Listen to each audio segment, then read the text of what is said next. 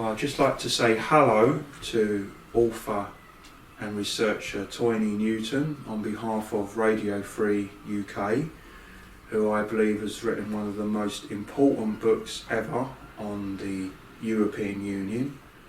The book is titled The Occult Origins of the European Union. I'd just like to hold up the very striking cover. The Occult Origins of the European Union, which is available on from Lulu.com and from Watkins Books in London. In London, not far from Trafalgar Square. Not that far. It's near Leicester Square than Leicester Square. Brilliant. So, Toyne, please could you introduce yourself and how you came to write the book? Right, well, I'm Toyne Newton, as you just said. I was born in South London, where I lived in a street called Lonsdale Gardens, near the London Road and Albury Station. But my family soon moved down to the Sussex coast, where I've been ever since. However, I did return to London to work for a little while, but after one or two false starts career-wise, I eventually enrolled at Worthing Art College, where I did a photography course. But after graduating from there and going around London once more, I was seeing guys looking at people who have their own studios, etc., looking for work, that be their assistants, as one does. But what I found was with these people that whilst they were very successful guys in what they were doing, they weren't happy, they didn't have the career satisfaction. So I kind of drifted away from photography and towards writing, which was probably a natural thing to do because my mother is a published author. She's done sort of gothic-y type stuff, sort of thrillers mixed with romance type of thing.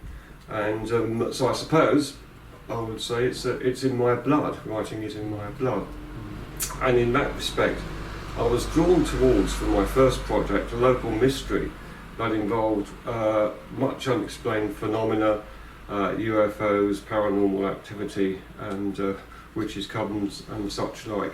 Everything but the kitchen sink, you could say, at a location called Clapham Woods near West Sussex. Right. I looked into this, and that led me to writing 3 articles on the subject, which were all published in the Unexplained magazine. I remember that. I remember the Unexplained magazine. Yeah, Very that's good. right. Yeah. And this was the trigger for what was to come. Various individuals began to turn up, some of whom I began working with, and they had certain bits of information which led me to expand the whole project, and I published my first book as a result, called The Demonic Connection, which was more kind of occult based, which was published in Blandford Press, by Blandford Press in February 1987, exactly 30 years ago. Wow. At the end of February, would you believe? So this is its 30th I anniversary. believe, was it Canon Dominic Walker? That's correct, yes, preface? Bishop of Brighton. He wrote the preface, Yeah, well, the introduction. I believe at one time he was the Church of England's leading exorcist. Yeah, that's correct. So he had someone of great credibility and integrity. Yeah, he became Bishop of Reading sort of after that. That's right. But this book focused on statements from various people and historical research as well, all of which culminated in a core of evidence which firmly suggested, it didn't prove, but it firmly suggested that there was a dark magical order who were active in the region and had been using not only Clapham Woods but Chanctonbury Ring and other areas because they're all connected by ley lines and such like. This is what some of these magical orders look for. They look for they're very into the theory of ley lines as harnessing power, magical power, which is neutral. I would stress that power is neutral. It's not bad or good. It's just wrong. it's neutral. It's the operators, the people that use it, that either make it positive or negative, or use it for their own ends. Sure. So if you could sort of briefly surmise your previous works leading up to the book Sure. on the EU. I mean, I'm aware just with what you're saying. You know, I remember an author, Andrew Collins.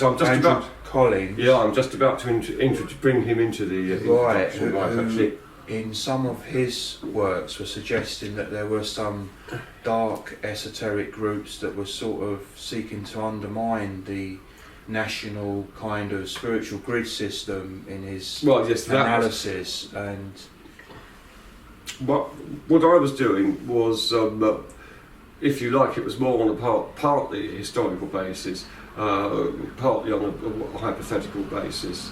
But it involved more orthodox methods of research.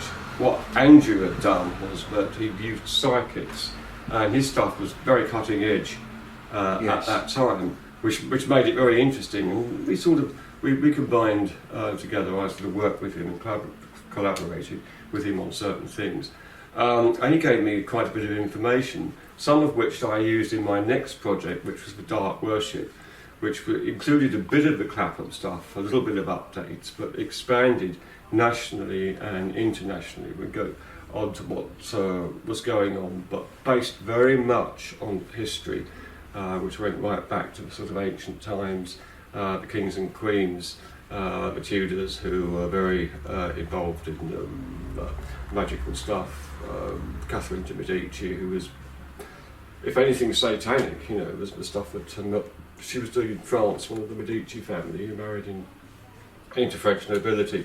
So it covered a much wider scope, a much bigger picture of various aspects of the occult and the power.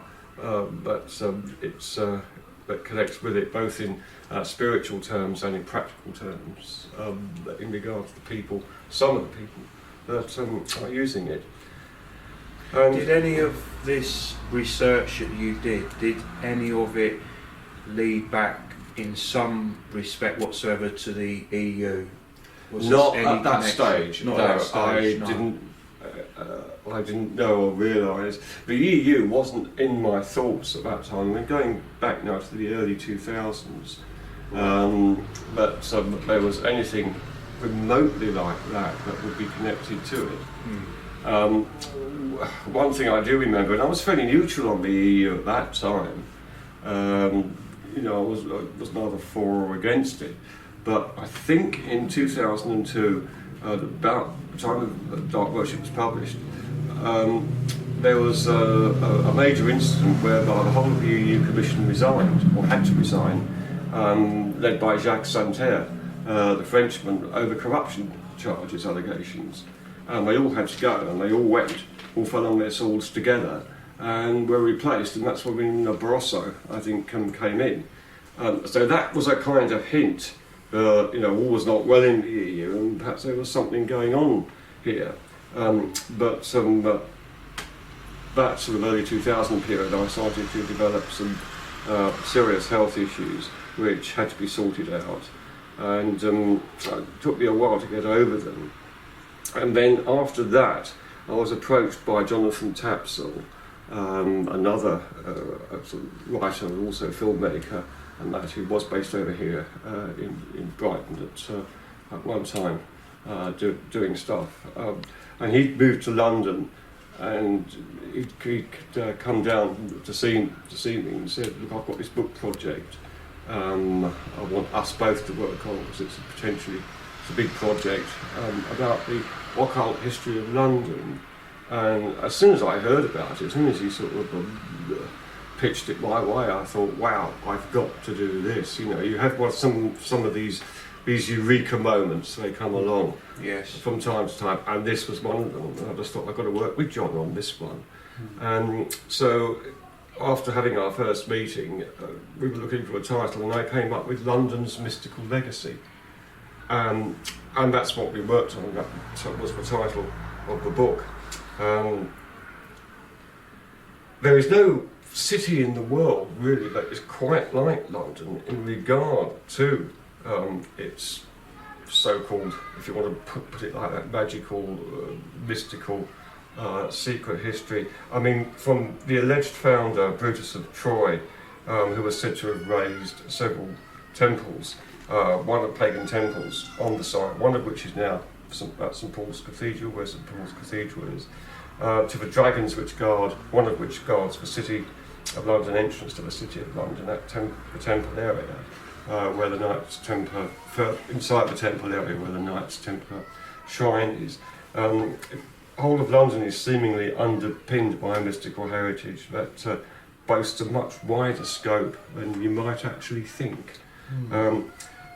For example, directly on the land that's currently occupied by the Houses of Parliament, there was once a Druidic circle.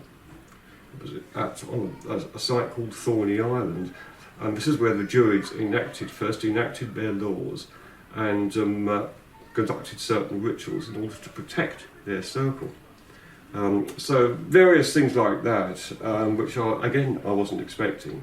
This all went into the sort of melting pot to create London's mystical legacy. We also looked at the role of the crown in all of this. Now, with the crown, I'm not talking about the Queen or even the Crown Jewels. I'm talking about the Crown Committee that administers the City of London and enacts the laws, because it is responsible for administering the City of London, which is a separate, independent principality to the actual London area itself. It has its own police force, it has its own government, the Crown Committee. State within a state, similar exactly, to the Vatican or... Like that, yes, indeed. In America, the Pentagon. Yeah, very similar sort of situation. Yes. And they don't necessarily have the same views as the rest of London, and that's where all naturally the finance and the sort of social... Is it true that even the Queen has to sort of ask permission? She has to ask permission to enter the square mile of the city. Square mile, and then the Mayor of London agrees to her entering, but he acknowledges the fact that she is the sovereign. And so he gives her his sword, which he carries his sword around, the Mayor's ceremonial sword, which I think has to be passed back to him when she leaves. So they do a bit of an exchange on that level. There's all sorts of stuff like that, very, very strange things, which are very strange rituals, which I mean... allegedly sort of Masonic type. Some of them are, yes. Yeah.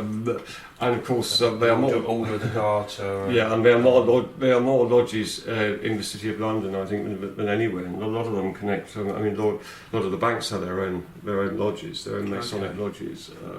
And of course you've got the whole law system there as well, the whole legal framework, which is in the temple. So it's a whole thing, it's a whole concentration of power that's there. Right, so these three books that we've briefly discussed, The Demonic Connection, The Dark Worship, London's Mystical Legacy, I just want to bring us now into the book, The Occult Origins of the European Union, and how the research you did on those books led in a way into the research that you've done in the book on the EU, and right. what, you know, how you become aware of something quite sinister at work within the formation of the European Union. How did...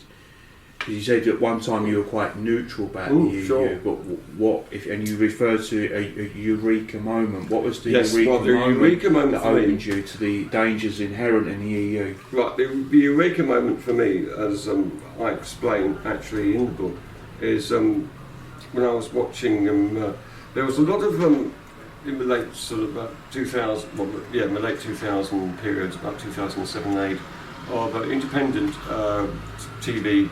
Stations that were coming out through Paradigm Shift TV and something called Edge Media, which were very cutting edge, which were doing interviews and doing sort of short films and presentations before audiences that you just wouldn't see anywhere else on any of the sort Sky of like channels. people like Brian Gerrish, Certainly. Common Purpose, Precisely, yeah. Ian Crane and others of that sort of. And I used to watch these regularly, and some of these were good, some maybe were a bit iffy, but there was mainly some very good stuff there. But the eureka moment that you mentioned came when I happened to be watching a Paradigm Shift TV presentation by somebody who was in one of Karen Sawyer's. She runs the alternative research community, and they do these sort of talks every year. And one of these films, one of these rather presentations, had been filmed, and there was a guy there from an internet group called, I think, Red Ice Productions, called Henrik Pelgren, a Swedish guy, and he was delivering a talk called "The Hidden Roots of the European Union," and I watched this talk because, as I say, it was put on television. The talk had already been done; it had been filmed, and it was about some 6 months or a year previously, and that completely acted as the trigger for me to do the EU book, because he was talking about the symbolism of Europa, the goddess, and all sort of occult stuff that was connected to the EU. So I thought, well, I'm going to look into this and see where it takes me. And it probably took me much further than I actually thought, into the sort of the darker elements that are behind the EU, which very few people know about it. There's a few authors like Christopher Story, Rodney Atkinson, people like that who have gone into it and have, I've since discovered, have also come to the same conclusions. Are those people that perhaps more concentrated on the concept of, has constitutional treason been enacted upon the British people, whereas you in the book go into that in some detail, but you what's very unique about your book is that you really go into the esoteric symbolism behind the formation of the EU. Yes, certainly. You just mentioned about the goddess Europa. I mean, there's big chunks of the book that talk about goddess Europa, the woman riding the beast, which I believe alludes to biblical symbolism about the Whore of Babylon, the Tower of Babel, and the building in Strasbourg, and the EU flag with its 12 stars. Well, if we take the first of those first, the picture of the image of Europa riding the beast, the woman riding the beast, I mean, that comes out, it's on a lot of stamps, it's on a lot of coins, posters. Well, you'll see it all around the EU. Statues, there's statues. There's statues too, outside. I mean, it's outside the main buildings. I mean, there are variations of the figure, but it's always the woman riding the beast. The woman is in control of the beast as well. That's the other thing. And this image it equates with also with various other goddesses as well, because it also relates to the goddess, the woman holding the child. With the 12 stars. The 12 stars of the EU, most people think on that EU flag that those 12 stars represent the countries of the EU that were in the EU at the time that it was created, but it doesn't, they don't. They actually represent the goddess. They are the mother, the so-called mother goddess, which again is identified with Europe because it's although it's the Virgin Mary in the modern sense, the origins of it go back to Babylon and Inanna, Ishtar, Babylonian stuff, Babylonian praxis, which again relates to Europa. Europa and Semiramis, the sort of icon of Babylon, consort of Nimrod, are both sort of identified with each other. They have these very similar characteristics. And as I'll come on to in a moment, the Tower of Babel, which Nimrod built, figures very prominently in the EU symbolism. I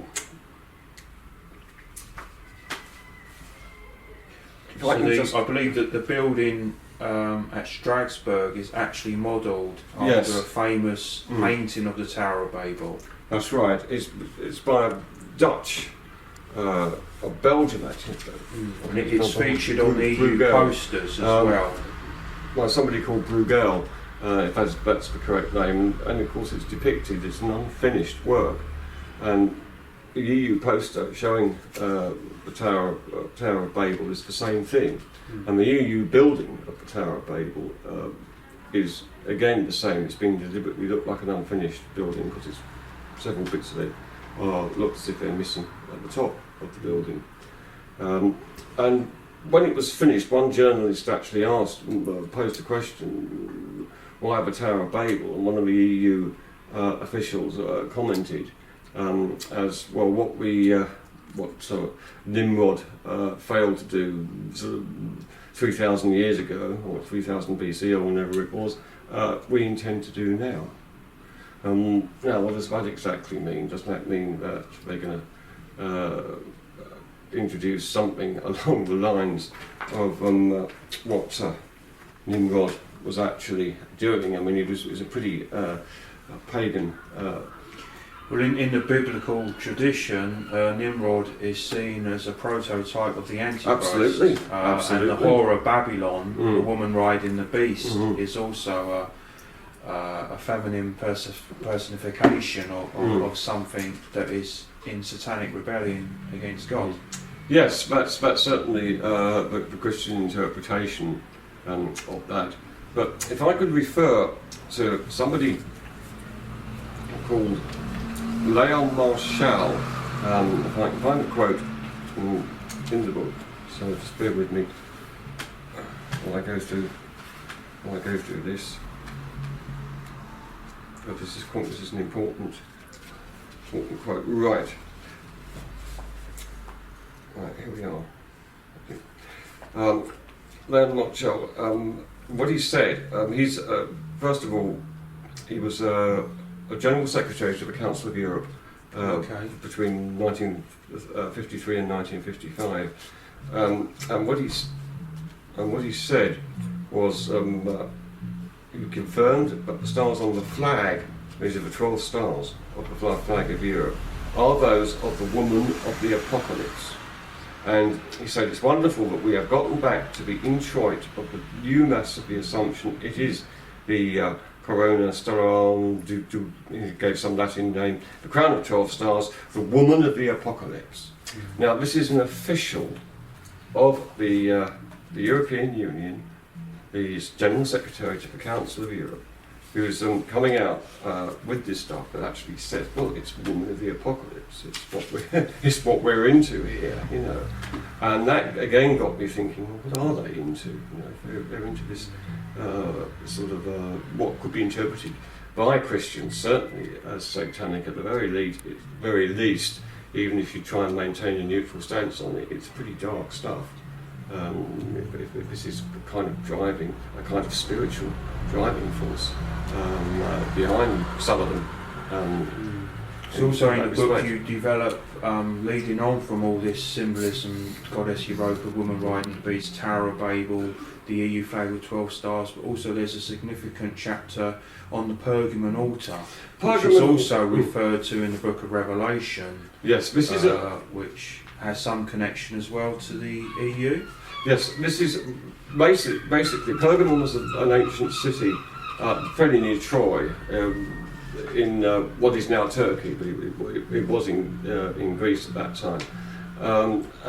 Since when Troy fell, in sort of roughly, 1300 BC, 1500, probably about 1300 BC, people emigrated from there and they went into Pergamon, and this altar was created, and it was a pagan altar, a massive, great thing, extraordinary feat of building and engineering, which showed the sort of battle of the gods on there. And it became known as the Zeus altar. Wow. And of course, Zeus is in bull god form, is the generally considered to be the person behind the Europa myth, who carried Europa off into the sea and to an island where they fostered children. That's in the Greek myth, but there's also an ancient, more ancient Phoenician one, which has Europa actually as a real person rather than a mythical character, which is quite interesting, in which she was actually the daughter of Canaan, which brings us into sort of Moses' Noah territory rather, and the whole sort of fallen angel thing. So it all depends which one of these two kind of avenues you want to go down. Was she just merely a mythical person that you had cottoned onto, or is there a little bit more behind that, a little bit something more credible behind that? Something going back to Genesis. Yeah, in terms of an actual bloodline or an actual birth line. I couldn't actually say which one was accurate, and I followed both of them in the book, so I'm just presenting both of them as alternative things. But in both of these accounts, she was actually raped by Zeus, as in the form of the bull god. So it was very interesting that Zeus was the sort of allegedly dedicated. This altar was actually dedicated to him, the Pergamon altar. Well, it got buried in the coming of Christianity, and let's carry the story forward. But it was rediscovered, and it lay dormant and sort of covered by rubble, all sort of ravages of the ages for 2,000 years, because I think it was constructed about sort of 3rd century BC, something like that, 2nd century BC. It was rediscovered in the 19th century by a German architect called Carl Humann, who found it, started digging, realised what it was, and bought the whole thing, got the funding, and brought the whole thing back to Germany. And it was reconstructed in Berlin. Wow.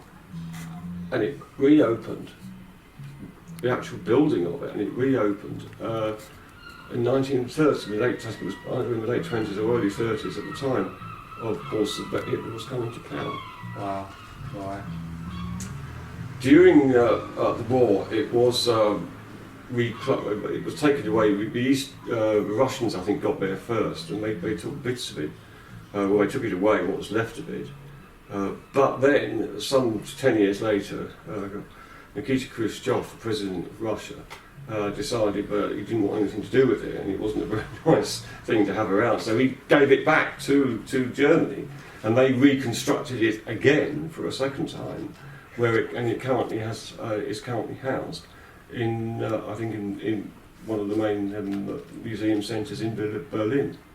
So it's back in Berlin, right at the centre of Europe. And referred to in St. John's Book of Revelation. Yes, it the throne is. where Satan has his throne. Yeah, this is where a Christian bishop Antipas, or I can't quite remember exactly without referring to the book again, his name, where he was murdered by a practitioner, a pagan practitioner, which actually led to becoming of Christianity. That was a sort of spur in Pergamon, and the sort of abandoning of the altar, so it fell into disrepute after this. I can see where the sort of contemporary missionaries like David Hathaway, who made a very interesting documentary called The Rape of Europe, where he was developing his concept of Zeus being a rapist, and the sort of yes, that is very much in tune with both the myth and both the stories that surround Europa, in terms of whether she was a Phoenician goddess, daughter of Canaan, whether she was a real person or whether she was just a mythical character. The daughter of King Agenor, who gave his name to the Aegean Sea.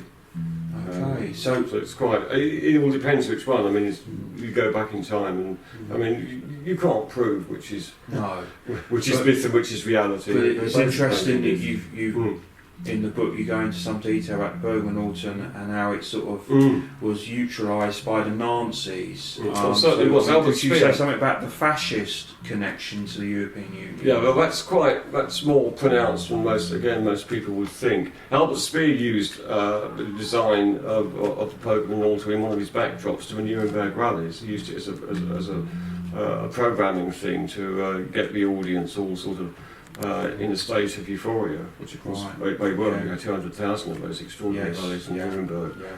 And part of that was Speer's interpretation, because they're using extraordinary light shows. It's a forerunner to some of today's light shows that you see at various concerts. Well, some of this stuff was created by Albert Speer. So that was involved in that particular aspect of those light shows, and we based it on aspects of the Pokémon altar.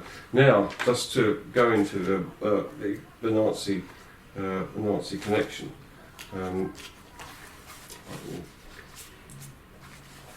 There were certain individuals within the Nazi Party who had ideas for the European Union, what is now the European Union. And just to take a few of them, there was a chap called Walter Funk, or Walter Funk, to put it in England, English, who wrote in 1940 about the necessity to have a central European Union and a European economic area for fixed exchange rates. And he was an economic minister in the Nazi setup. He was in one of Hitler's sort of people. Going on a little bit further, one of the key characters of the Nazi link was a chap called Walter Holstein. In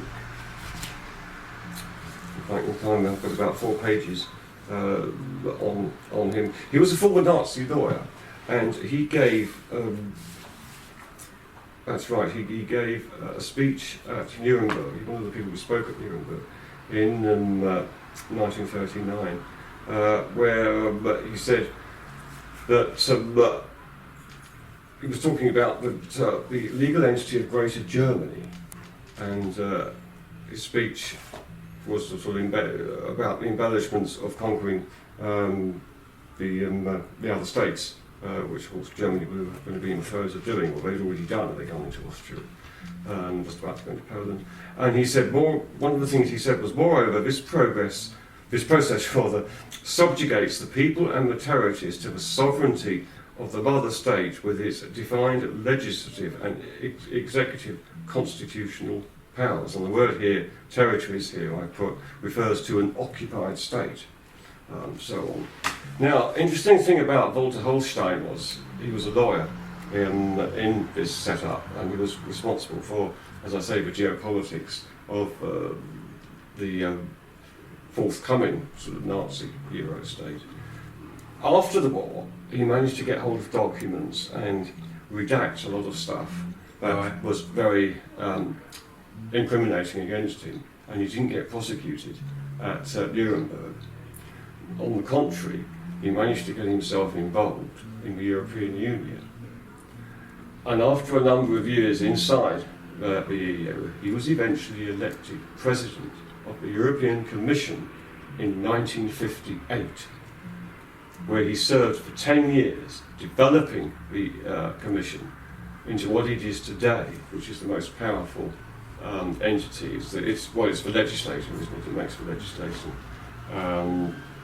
in the European Union, of today's European Union, mainly at the behest of what comes out of the Bilderberg Group and of course the lobbyists, who they're the main people, they're the main instigators of policy. Would there be any evidence to suggest then that that the Nazis may have seen something resembling the EU as a sort of plan B should they lose the war? I'm going to come on to that actually in a moment, but let me just say one more thing about Holstein, which is very important. He died in 1982, but in the Lisbon Enabling Act of 2009, that contains wording which is identical when it describes the people and the territories of the European countries as being subjugated to the sovereignty of the mother state. Brussels and the EU, together with its legislative and executive commission of powers. So they're using exactly the same phraseology in the Lisbon Treaty, the Enabling Act of 2009, as Holstein did 70 years previously in his speech to Nuremberg in 1939. And that is, on its own, is a pretty damning thing. It's a smoking gun, isn't it? Absolutely.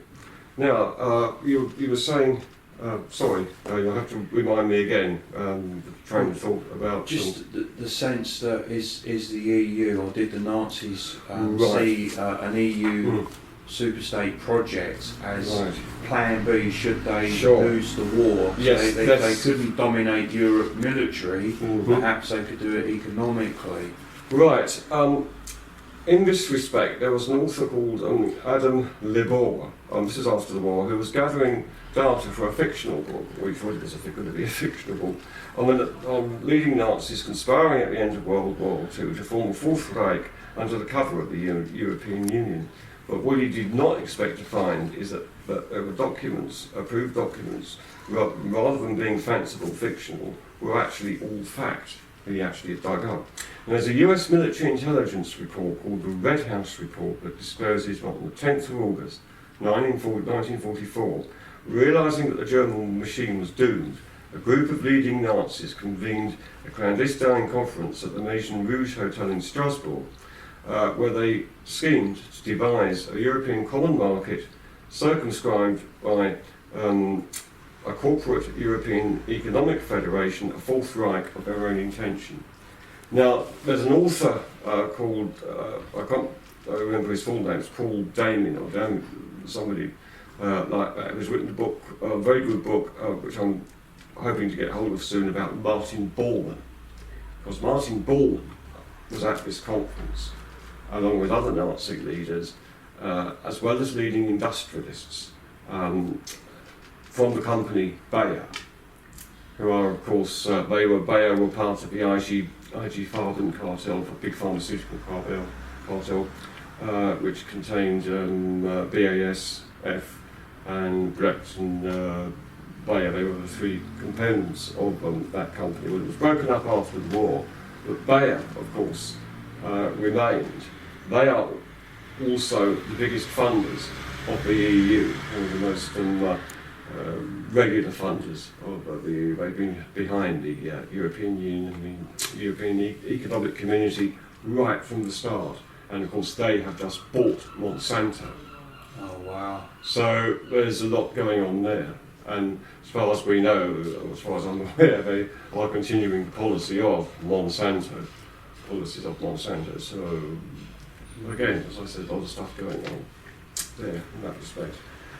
I mean, also one name that has seemed to have come up quite a lot recently, but which few people had even heard about, but I think your book must be one of the first books ever to mention this particular individual, and this was an individual that was quite active in the original Pan-Europa movement of the 1920s, so this is before the Second World War.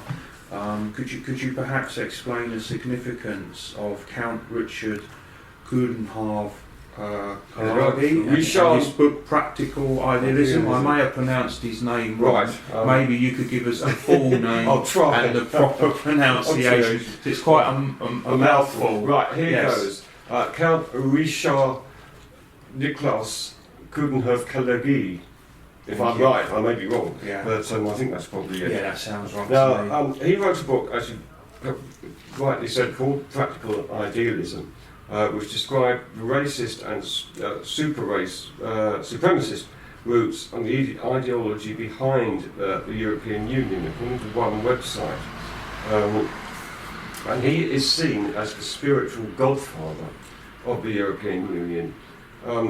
When he'd written this book, I mean, his ultimate vision was, somewhat similar to Hitler, although both of them were completely at odds. They hated and despised each other. Kalergi's ultimate vision was of one world government ruled by a spiritual elite combining Freemasons along with royal representatives, including nobility and gentry of Europe, which seized the means of power of society and used them for the blessing of the general public, whatever that means. That sounds a bit patronising to me. And the Pan-Europa movement basically modelled themselves on this idea, and they used promotion of the European Union through propaganda and all sorts of other methods. But Baron Louis de Rothschild was so impressed with Count Caligari and his plans that he telephoned the Count and requested a meeting.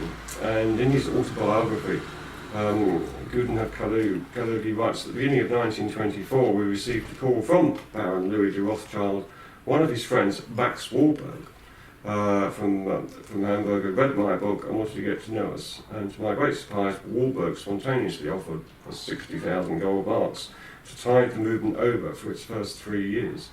And there were a couple of other people.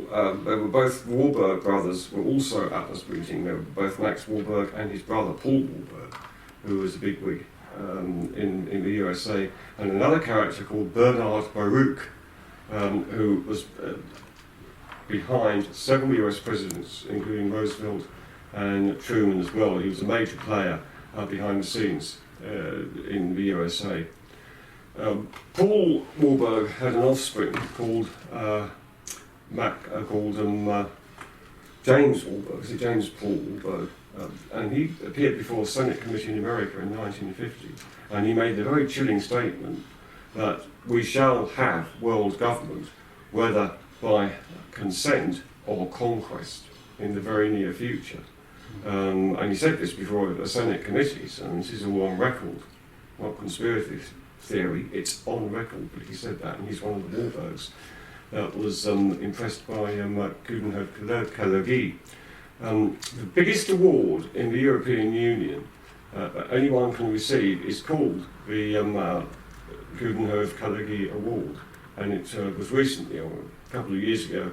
It's not awarded all the time, it's like a sort of fellowship award type of thing. It was awarded to Herbert von Rompuy, who of course was the president of the European Council of Ministers.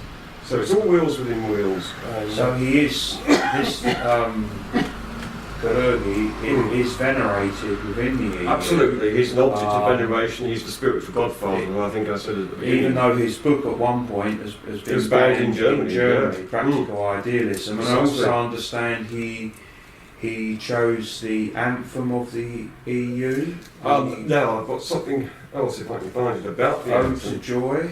Ode to Joy. And obviously he had some significant influence on the EU flag. Yes, that's right. Which has been somewhat adapted from the original emblem of the Pan-Europa movement. Yes, that's right. I'm going to have to just go through and find my place in here, because give me a few minutes. But I also understand that in Practical Idealism he speaks about wanting to, in a way, get rid of white and black people and have a race of... Shall we just go on to this? I'll come back to that in a moment. I found this EU... it's called Ode to Joy, the EU national anthem, and it's the prelude to the last movement of Beethoven's Ninth Symphony. And it's supposed to read as an ode to freedom by way of a sense of collectivism within the EU member states. But the lyrics for this musical piece were actually written by someone called Friedrich von Schiller, and they read rather differently. And the words concern entering a temple dedicated to the worship of the goddess of the old religion by uniting all those who enter the temple in brotherhood through power of magic and ritual. So it's dedicated to a goddess, and no guesses as to which one it's dedicated to. Europa, obviously, in her spiritual form. So that's another sort of occult pagan link. now going. Sorry, if you can just refresh my memory on the other point you wanted to Well, there appears to be, even as early as the 20s in his book Practical Idealism, a concept of almost weaponised mass migrationism. Yes, this is, indeed, this is very, what his plan was to have a sort of, the mixed race plan was to have, as was kind of serfs, if you want to put it, the underlings, as a sort of race of Middle Eastern people, like ancient Egyptians, mixed with Europeans. This was long, as you say, it was as long ago as 1920s. In other words, a sort of mass migration idea. And of course, guess what's happening now, or what's been happening for the last few years, and it's still happening in Germany and places like that. Various places all over Europe. So would you say there is a case to be made, therefore, that mass migration has been weaponised by the EU to destroy national sovereignty and identity? You know, this kind of leftist narrative about no borders, and people like, I believe, Peter Sutherland. Peter Sutherland, right. Now, he's the envoy to the UN. He's the advisor to the UN on migration. And he was speaking to, I think it was the House of Lords in 2012. He made a speech saying that the EU should be doing its best to break down the homogeneity, or sovereignty or individual, of member states. And then in the next sentence he said the EU should also be, at the same time, encouraging mass migration and promoting mass migration in order to achieve this process. Some words to that effect. So if we link the two together, what he's actually saying is that he wants mass migration to be the method of breaking down the homogeneity of the individual states. So we have this whole collective thing of this sort of Middle Eastern European populace, which is exactly what Coudenhove-Kalergi wanted in the 1920s. So it's realising the Coudenhove-Kalergi dream. Absolutely, and some people have seen that within the EU there is a more expansionist project that will, taking Turkey as the gate to the Middle East and North Africa. And I notice in your book there's a brief allusion to the Jewish historian Bat Yeor and her concept of Eurabia. Yeah, this was something that started in 1973, and this again coincided with our entry into the European Union, and it was when the European Union really started to grow. It had been growing steadily because the whole concept of the EU used to do it drop by drop, one step at a time. But that was the kind of launching pad of the EU gaining more and more member states.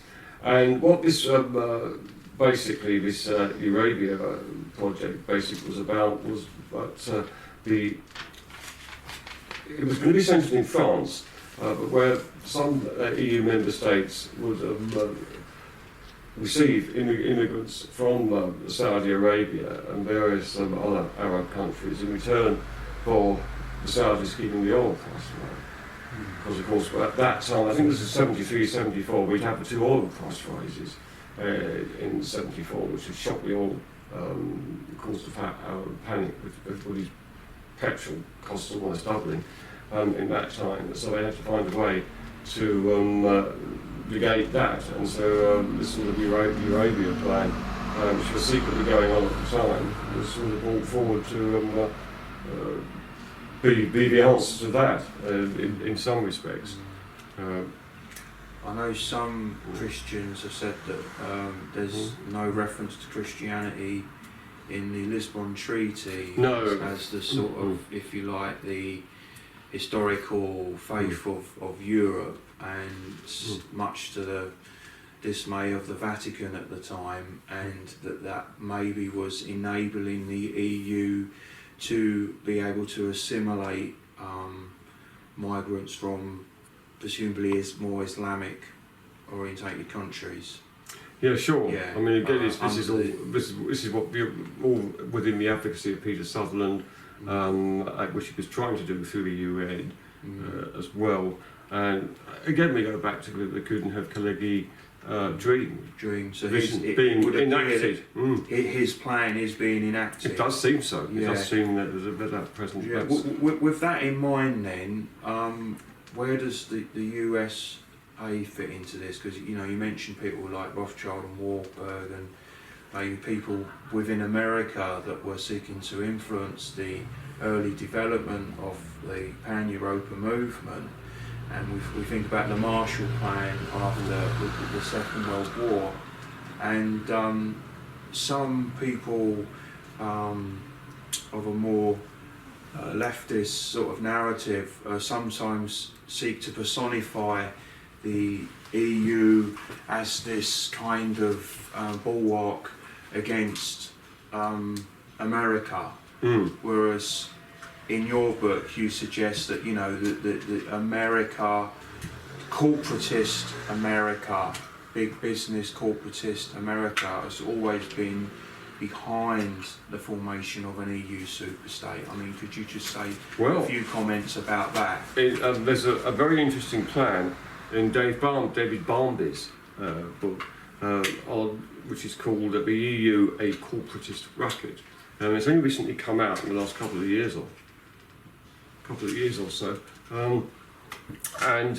What David Barmby has done is that he's gone to the Public Records Office at Kew Gardens in London, near Richmond, and he spent a lot of time there getting these files, special release files, which have been under the 30-year clause of secrecy. These are all formally classified documents, and photocopying them and bringing them home and going through them, painstaking work, and he's uncovered a lot of stuff about the EU and the conspiracy involving within it to keep its true intentions secret, if you like, and just reveal them at one step at a time. And one of the things that he got hold of was the fact that the CIA, in the London office of the CIA, they were working with ACU, which is the American Committee for United Europe, and they were working together to raise funds which would be directly channeled through into the European movement. Now, the European movement, and we're going back to 1973 now, 74, before the 75 referendum for us to stay in or leave the European Union, pretty much the same as the one we've just had. And what they were doing was, once the money got into the European movement was right at the centre of the whole campaign, which the European Commission were running, and that money then won't be sent out to the various propaganda channels and so on to sort of ramp up the pro-EU, staying in the EU. Were they wanting a single European market for their export base? America exports to a single market rather than to different sovereign countries. All the previous US presidents have wanted this. The only difference, of course, that's happened in the past few months is the current one. Trump apparently doesn't. He wants to deal with people individually, counted individually, which may well benefit us, but we don't know. It's early days in all of this stuff. Suffice to say that the EU has always been a neoliberal corporatist project. Oh yes, centralising political and economic power in an unelected, undemocratic elite. Absolutely, I couldn't have put it better myself, Wayne. That's absolutely correct. Yeah. With that in mind, then, there seems to be a lot of speculation at the moment about the formation of an EU army. You know, we have the European Union. It's got its own constitution, its own parliament, its own flag, national anthem, and yet people still attack Brexiteers as being nationalistic, whereas you could make the case, well, the EU project is a nationalist project. It wants a country called Europe, an army, a flag, a constitution, a parliament, a currency, a judiciary. It's Europol police force that I believe isn't subject to prosecution. So I mean, but with that in mind, could you just say something about the EU army and the dangers inherent in that? You know, is there a possible situation where we could come out of the single market but then be caught up in an EU army? Because I believe there was suggestions that the EU could even have control of Britain's nuclear deterrent. Right, well, there's a document here, and you'll have to bear with me again because I need to find. I believe this is something that the UK column it is. Have been keen to develop and give voice to. Sorry, I'm not actually. Okay. Right, here we go. This is the document. Right, let's get the description of this. Right, this is a document which was prepared by someone called David Ellis, and he's with a group called Strategic Defence Initiates. He's a defence analyst rather, and he knows a lot of people within the defence industry, a lot of people in Parliament he's worked with, and in the Lords as well, military people. So a very bona fide source. And we had the title of this document is EU to take control of British nuclear deterrent, and this was prepared on the 25th of January 2017. It was aired by the UK column by Brian Gerrish and Mike Robinson, and they are the only people to have done so. And this is what David Ellis has to say about Brexit. He says the British referendum has made no difference to the speed and tenacity with which the Conservative government under Prime Minister Theresa May and Secretary of State for Defence Sir Michael Fallon, a strong EU advocate and former EU movement supporter, are continuing the path to EU military union. There has been no change in the advancing integration of UK military forces into the EU structure. The subject is simply not discussed in political, public and media forums, which is testimony to the usual EU policy of implementation by stealth where possible. And he goes on in the second paragraph to say, perhaps most dangerous here is the rapid integration of the EU commercial military procurement and supply chain, operating under an EU treasury already being declared and implemented. Once locked together under EU procurement rules and with joint interoperability, if I can say that, doctrine driving the pan-EU military needs, Britain will be further stripped of its ability to design, build and supply our own weapons and munitions. This will further strengthen the EU political tactic of operating interdependence between EU member states as a tool for removing sovereignty, identity and the ability to act as an independent sovereign state. I mean, understanding EU military policy, it goes on, I'll just quote these two small paragraphs. The EU has consistently and publicly stated that the goal of the EU is to form a single, integrated, supranational state with law, international security, defence and foreign policy controlled from Brussels.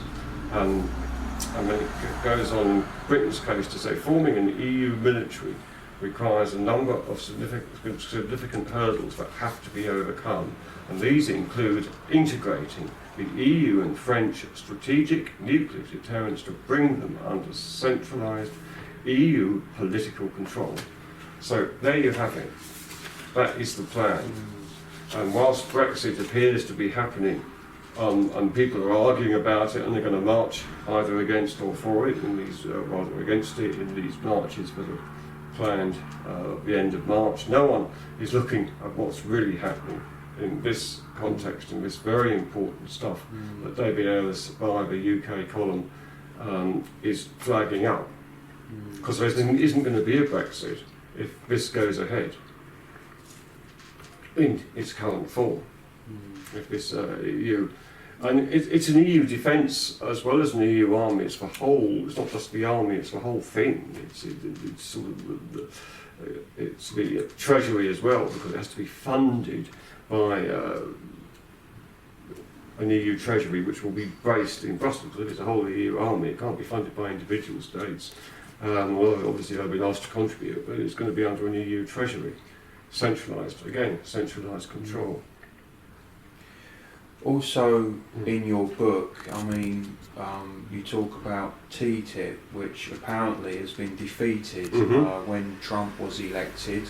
One of the first things he did was rip up the document, but in your book you further develop other UN backed plans like Codex Alimentarius and Agenda 21. Yeah, Agenda 21 that's now become Agenda 2030, but it's the same thing. That it was devised by somebody called Maurice Strong, and it was opened up at one of these global conferences back in 1992 and then adopted by the UN. And what it involves basically is the sort of Strong has been on record, first of all, as saying that the only way to get his agenda going is for there to be a financial crash and the sort of the end of the sort of current governmental situation as we know it, with individual nation states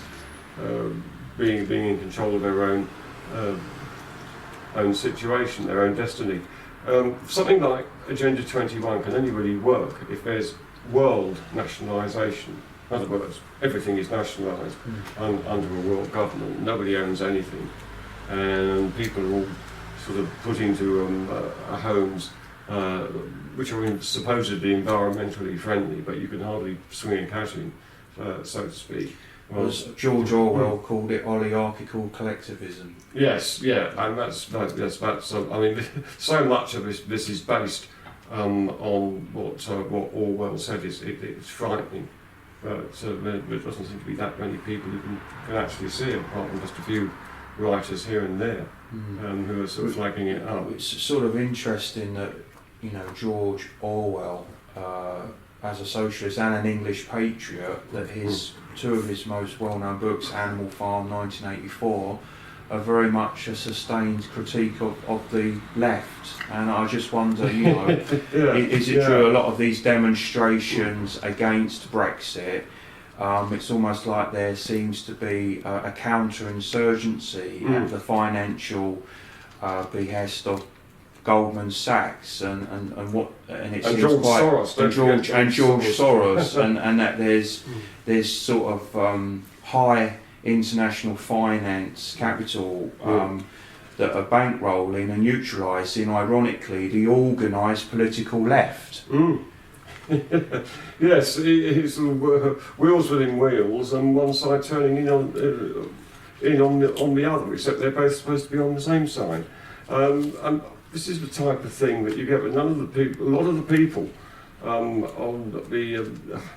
the anti-Brexit side, on the Remain side, still don't get it, and it's almost as if they're adhering to the EU situation of wanting to be part of the EU almost on a religious basis, and that is what the EU itself has become. I mean, it does consider itself to be a religion, and we have now certain people who are prepared to do anything to keep us in it, almost on a religious basis. The fact they can't see what the faults are within the European Union, and they would rather be part of that than be part of something. It's almost like a blind faith, and anyone who produces a counter narrative is a heretic. So it's almost like a witch hunt, and that's where we come into political correctness and Frankfurt cultural Marxism that pretty much dominates the whole kind of debate on this at times. I mean, with political correctness in mind, then, I mean, what do you see as, in a contemporary situation, the significance of political parties like UKIP that have really stolen Labour's thunder? and appear to be becoming, if you like, the sort of the alternative to Labour, allegedly, but then some people would sort of colour all opposition to the EU as driven by a kind of right-wing sort of view, Is it like a kind of divide and rule? Oh, very much so, very much divide and rule. Yeah. And a lot of these political parties are being played anyway, Yes. I think, by the view. I mean, there is a theory going around, well, it's more than just a theory, that the elites are getting kind of smaller and smaller, but they are it's just a small group of people that kind of run the agenda. But those people have a lot of influence. And the whole idea is the Hegelian dialectic, as it's called, after Hegel, the 18th century or 19th century French, German philosopher, an important figure, and that is the sort of divide and rule. And that's exactly what we're having. We've got it in Brexit. I mean, it's completely divided the nation. They've had it over in the US. A divided nation with both divided nations. And the sort of, like I say, the Hegelian dialects of left wing and right wing, and the need to go beyond that, because that's the way it seems that they're trying to sort of play it.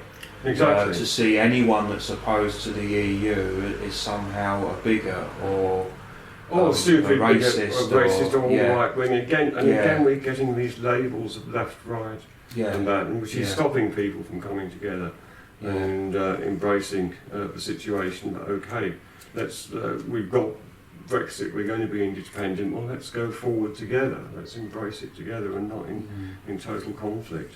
I mean, if the result had been the other way around, and we'd have still been part of the EU, naturally, I would have been, along with a lot of other people, would have been extremely upset and angry. But eventually, one would have had to accept totalitarianism, veiled totalitarianism, and we'd have tried our best to kind of work with it, but at the same time trying to reform it, and that would have been the only way to have gone forward with it. A lot of people are very sceptical that it's put itself beyond reform. You can't reform the EU, exactly. So I mean, that's very much the Green Party line. We're going to stay in the EU and reform it. No, well, they're not. And yet, how many times have you ever seen Caroline Lucas confronting the EU on YouTube over its authoritarian centralisation of political economic power, and again, its anti-democratic constitution? Never. And the fact that we managed to stop, coming out of the EU, the complete transfer of powers under the Lisbon Treaty, there would have been 44 areas of policy which affect every area of our society, every area of our life, including culture. I mean, what business? Our culture is our own, it doesn't belong to anybody else. What business would the EU have to take control of our culture? But it's in those measures which, if we'd have stayed in the EU, would have been transferred to Brussels. Is it true they would have also literally seek to abolish England as this regionalisation plan that was spoken about? There are a couple of maps. Both of them that deal with this regionalisation plan. One has, in terms of where we are now, right in the southeast, has Calais as the capital of the southeastern region. So we've got a southeastern capital of England, which is actually in France. The other one, the most recent one on the Europol website, which appeared, I think, a couple of years ago, in 2014-15, just before the referendum, that had a similar type of regionalisation. It was just basically called Southeastern region, Western region, Northern region, or whatever. Didn't actually have Calais as the capital of the Southeastern region. That seemed to have been removed. So obviously a concession had been made there, but it still had the regionalisation of Britain, and England was not referred to by name. That is what That's the point to make on both of those maps. There was no England. There was no England. There was Wales and Scotland and no England, but no England. And so that's something that's obviously still in their minds, and would have been. We'd have actually lost England, just regionalised off and then turned into zones eventually. I think that was going to be the eventual plan of the whole thing. So, how important is it that Theresa May now brings in Article 50 before the date of 31st of March? Because there was some people had expressed a concern that after this date we would enter into qualified majority voting, right, and that would make it almost impossible to come out of the yes, that's the very super significant, state. which I flagged up in the Occult Origins of Yes. the European Union in the Yes. appendix section at the back. Qualified majority voting, it's the double majority rule that comes into operation on April the 1st, 2017. What this does is that it doubles up the amount of nations that need to give their support to a particular course of action that another member state may take, such as leaving the European Union. In other words, you would need to get 4, 8, whatever of the other states on board in order to grant permission to do anything, basically. Leaving the European Union may still require all the 27 nations to meet to report to agree to whatever plan is come up with, whatever plan is devised. But being that it will be devised by both us and the EU, I would think hopefully that will be just a formality. But if people like, Peter Mandelson have entered the debate, Tony Blair, there seems to be this sort of like counter-insurgency by the globalists, and if they could delay the triggering of Article 50 beyond this date, would that then be a very effective sabotage? It could be. It's very difficult to say which way the EU law is going to work on this. Right.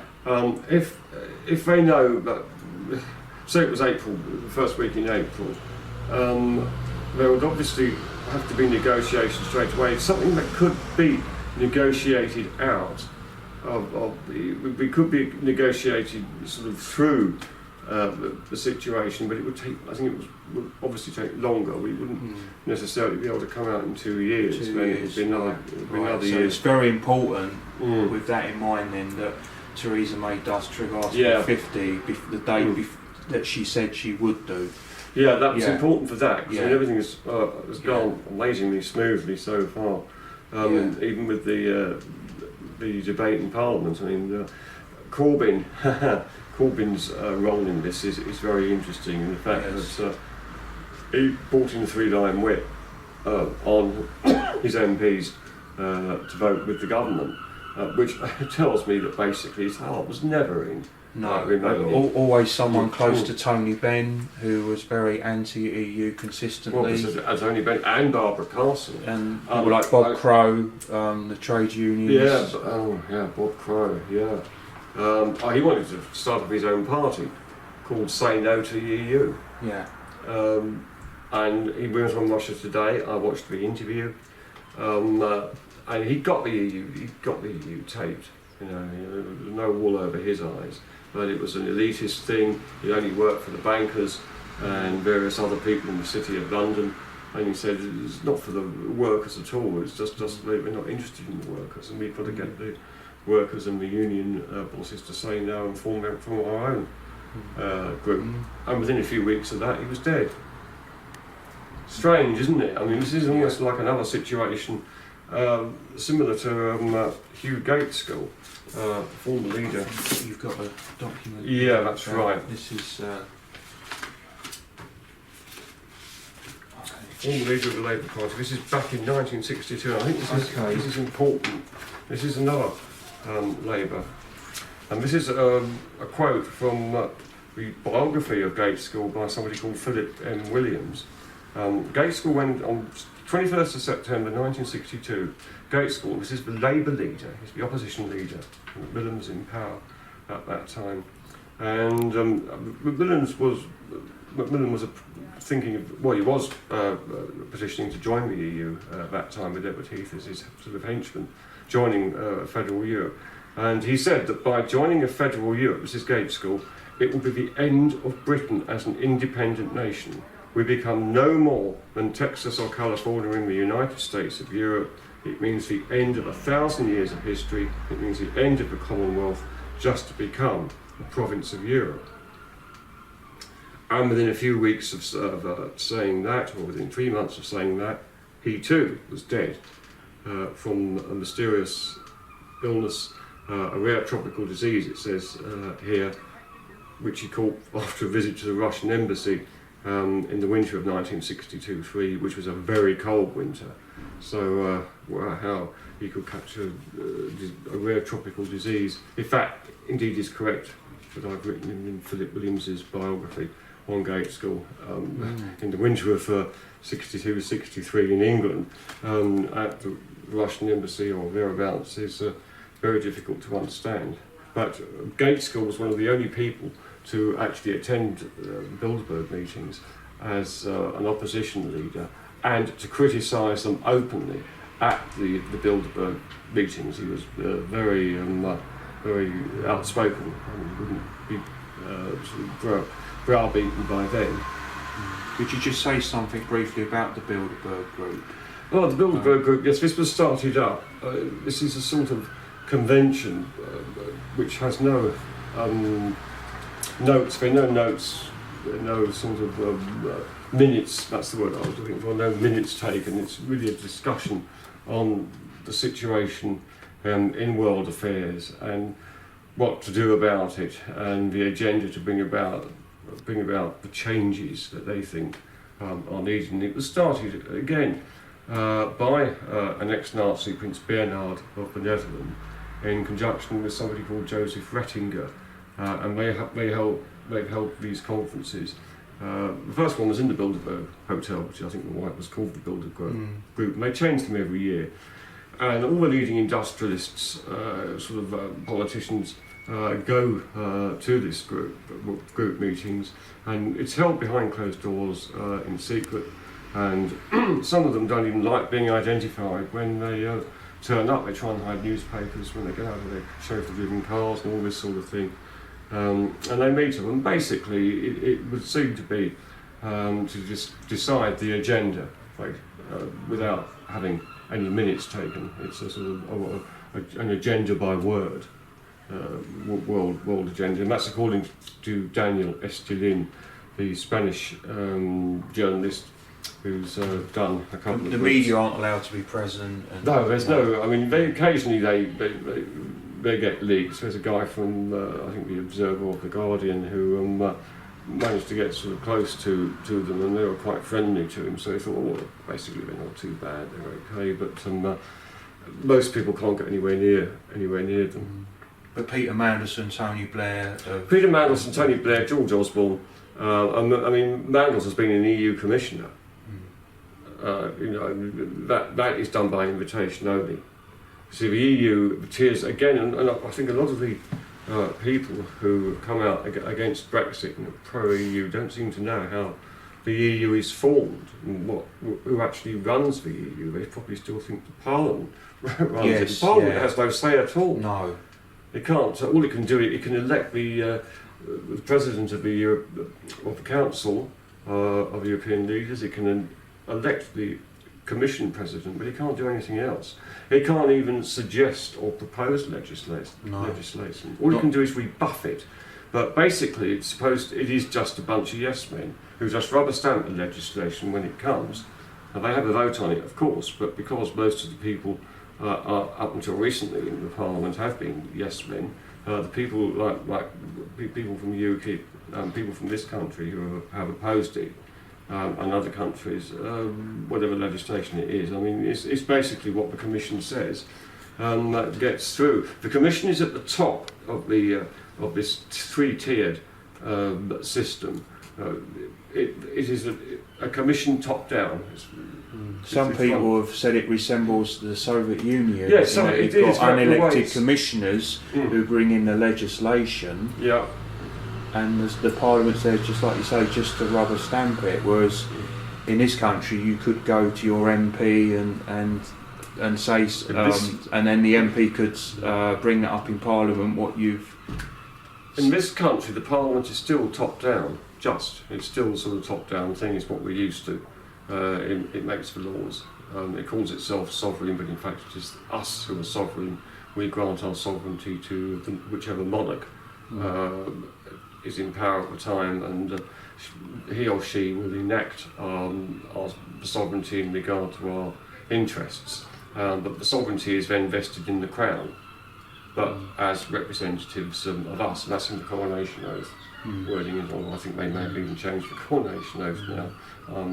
I think there was a new one brought in 1688. But right, with that in mind, then, could you just say something about the legal system in the EU, or the whole thing about corpus juris, habeas corpus? Right, habeas corpus in our country has been our common law, and the whole thing of common law goes back to Brutus, the alleged founder, and some of his descendants, the Malmutus Code. The common law is actually based on the Malmutus Code. You're innocent until proven guilty, and that comes right through from the early days and has been embodied in our common law and our jury system. That's habeas corpus. But very briefly, corpus juris, it's the other way around in EU law. You are guilty and you have to prove your innocence, and they can arrest you according to Europol. Some of the sources from Europol, they can arrest you on just the premise of being a criminal, being suspected of doing something. You can be arrested, and then you have to prove your innocence. And there is no appeal process apart from going to the European Court of Human Rights, which is a separate thing anyway. And I think there is no proper appeal process as there is in this country. So it's very much loaded in favour of the state. And there's also, with its police, Europol, there's also been a shoot-to-kill policy as well. As we saw, that was enacted in 2005 with the shooting over here of John Charles de Menezes, because the shoot-to-kill policy had been brought in 2002, I think, I think it was at the Nice Treaty or the Amsterdam Treaty, I can't remember which one, but it was in 2002. We of course, we weren't told, because the EU does things by stealth, bit by bit, but that was brought in then, and so just take a look at the number of people since the early 2000s that have been killed shot dead by policemen. It's gone up since those times of the shoot-to-kill. So under the EU, you could have a situation where the presumption of innocence is gone. There's no right to trial by jury. They have to be very careful, because there is no trial by jury. I should have mentioned that. It's done by professional magistrates. And what would have happened if we'd have stayed in the EU? We would have eventually got an ECP, European Court Prosecutor, over here, who, once that happened, then you've got trial by jury is gone, it's lost, and you're down purely to a magistrate, almost in a secret court, because that's the way the secret courts over here operate. The secret courts would take children away from their parents, and sort of things that Brian Gerrish has been looking into with the UK column, and that's what we would have. We would have over here if we'd have stayed in the EU. That process of people being tried by a single magistrate with no real proper defence and nobody else to actually appeal to, like the members of a jury, that would eventually go, and we would be under that system of corpus juris. And perhaps the people who are going to protest at the end of March, and various other people who are still moaning about wanting to go back into the EU, should consider that before they do so. We would lose our treasured common law. Okay, no system is perfect, but it's a whole lot better to have a common law system than the corpus juris EU system. presumably free speech would be greatly curbed. I believe it would be. arrangement, That's a moot point. It would be very difficult to see that would come about slowly. I do think, yes, you're probably right on that point, that they would find methods. I think the EU would find methods of shutting us all up eventually, and that may take a bit of time, though. But I guess it could come through their court system. So I understand that you are currently in the early stages of writing a follow-up to the Occult Origins of the European Union. Would you just like to say a little bit about that sort of project? I know it's very much still in formation. Yes, it's called The Secret Covenant, and it's an idea I got from a chap we both know called Ian R. Crane. Now, if you don't know Ian's broadcasts, I think they're things that people need to know about if they don't know them already. He does 2 broadcasts that go out on the internet, which go through the UK column system. One is called Humanity versus Insanity, which speaks for itself and interviews people and raises a lot of issues that the mainstream media's people are not raising. The other one is called Fracking Nightmare, which is solely about fracking and the sinking of oil wells in places where nobody wants them. Not to mention the fracking and the environmental dangers that come from them thereof. He raised some time ago a document which I'd never heard of, called The Secret Covenant, which was uploaded onto a website into one of the American companies, a company called bankindex.com. I think it's a Florida-based financial company. And it contained all these sections which were very much related to the sort of the world government thing, the fallen angels, and how the thing was going to be enhanced and further come about, and so on. When I first heard about it, I thought, that sounds very interesting. It was some years ago, and then forgot about it as I was producing this EU book. A few weeks ago, Ian flagged it up again on his site. And I thought, I've got to look up this, there could be something here, and so I got a printout of it, and lo and behold, there's a lot of stuff in there. It was actually downloaded, it appeared on the Bank Index website in 2002, so we're looking at 15 years ago now. We're in 2017, and there's a lot of stuff on there, as I said, which relates to what's happening at the moment. I was quite surprised in terms of the EU, wars, Syria, whatever. It's both prescient and pertinent, so I'm going to have a go, and I'm going to look at that, and that's what I'm going to be looking into and writing about. So if we can bring the interview to a sort of close, if there is a sort of end game to the European Union, would you see then a United States of Europe as basically a stepping stone to a one world government? Well, the world government must have a template, right? Anything like that, something as big as huge as a world government must have a template, and of course their template was the European Union. If by any chance that were to cease to be, it would certainly prove to be a big dent in their process of creating a world government. It may not be the end of the matter by any means, but it will be a serious blow. It will certainly delay the process and give the people time to organise and get individualism back into their sort of lives wherever they are.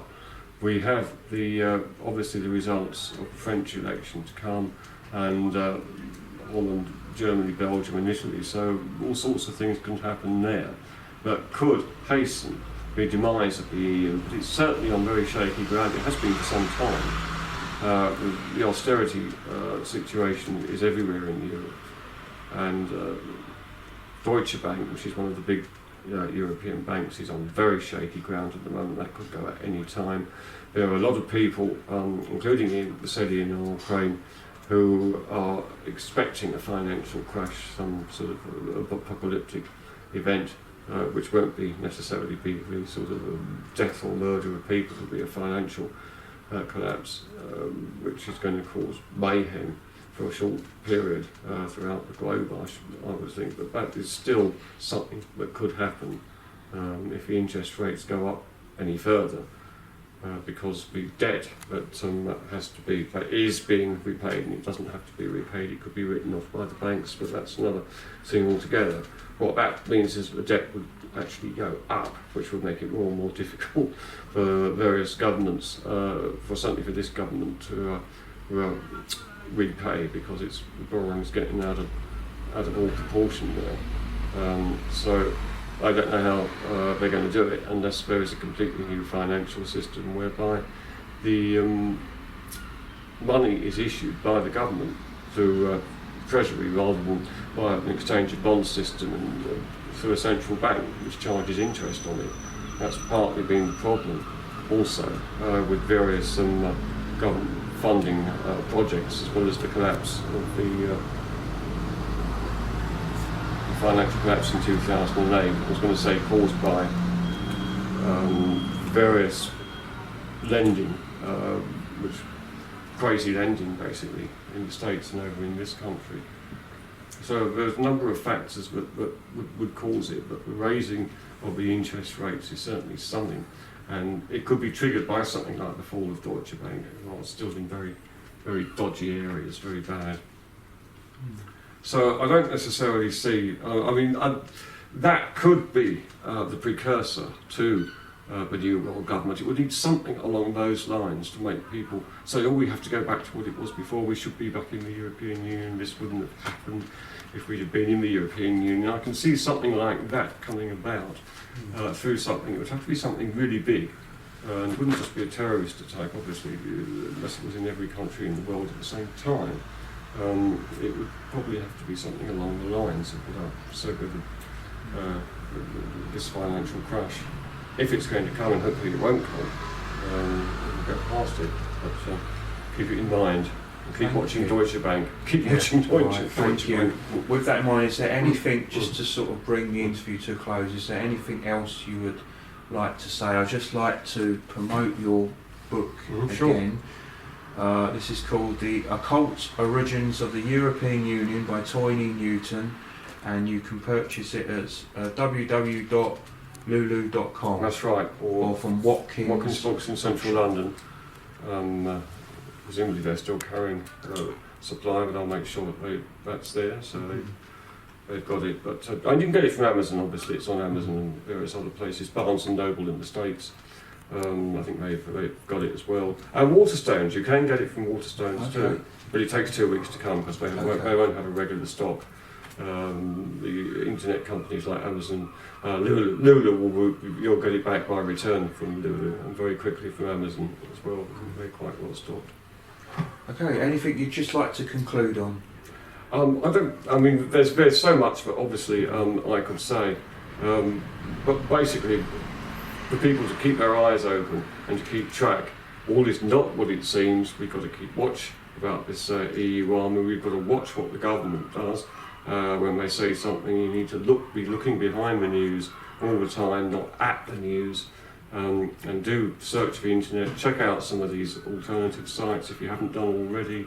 UK Column News, that's a pretty good place to start. Andy Thomas is Andy Thomas, there are lots of people who have independent websites who've got very interesting things to say and are doing talks. Ian R. Crane, there's Democracy Now! In the States, although it's slightly left of centre, it's still a very good source, a balanced source. In fact, Democracy Now! were the only people that actually interviewed at the time of Brexit 2 people on the left, and one of which was Left Exit, a guy from Socialist Workers who was very much in tune with what we've been saying about Brexit now, and that it's all about democracy.